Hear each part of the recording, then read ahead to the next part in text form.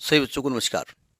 हम बात कर रहे थे नीट फिजिक्स की जो पीवाईक्यूज हैं उनका वीडियो अपलोड कर रहे थे, उनका सोल्यूशन प्रोवाइड करने की कोशिश कर रहे हैं, थे नहीं, ठीक है।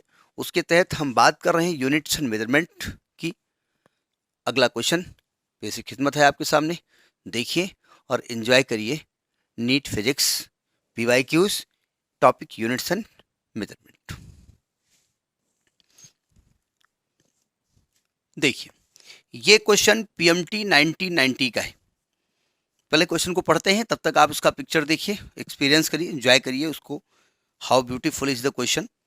लिखा the frequency of a vibration F of a mass m suspended from a spring of spring constant k is given by the relation of the type f is equal to c m to power x into k to power y, where c is the dimensionless constant.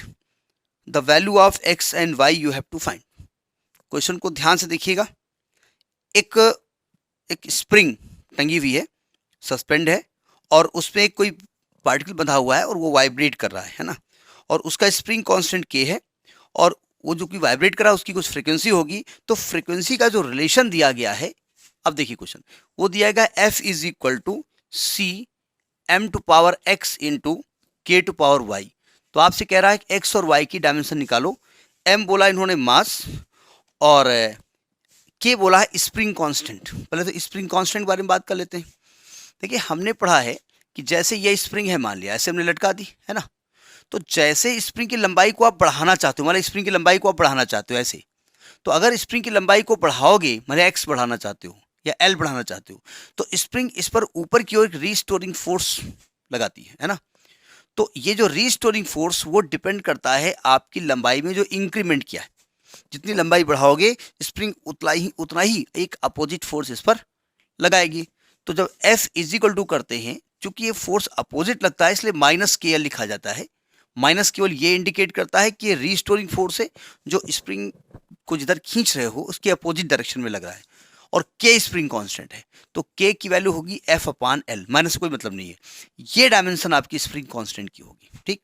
तो पहले हम दोनों तरफ dimension लिखेंगे, इधर भी dimension लिखेंगे, और दोनों डायमेंशन, ये एफ फोर्स है, ये एफ फ्रीक्वेंसी है, ध्यान रखिए, क्योंकि फ्रीक्वेंसी दी है इसलिए हमने एफ यूज किया है। तो जरा डायमेंशन लिखते हैं।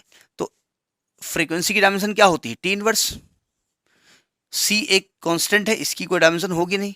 एम मास है, इसकी डायमेंशन एम होती है, इसकी पावर एक्स है। यहां देखिए के एफ अपान एल है, तो एफ की डायमेंशन क्या होगी, एम एल टी इनवर्स 2, और अपान एल की एल हो जाएगी, और पावर वाई। थोड़ा कैलकुलेट कर लेते हैं, ये एल से एल कट गया, इधर टी इनवर्स हो गया। इधर देखिए एम की पावर एक्स यहां से आएगा और एम की पावर वाई यहां से आएगा, है ना। चूंकि मल्टीप्लाई भी दिए हैं तो मल्टीप्लाई में पावर ऐड हो जाती है, तो आएगा m to power x plus Y, और ये t की पावर माइनस का 2y, है ना। अब दोनों तरफ पावर को इक्वेट कर दो, तो यहाँ m की पावर क्या है, x प्लस वाई, और यहाँ पर है नहीं तो जीरो।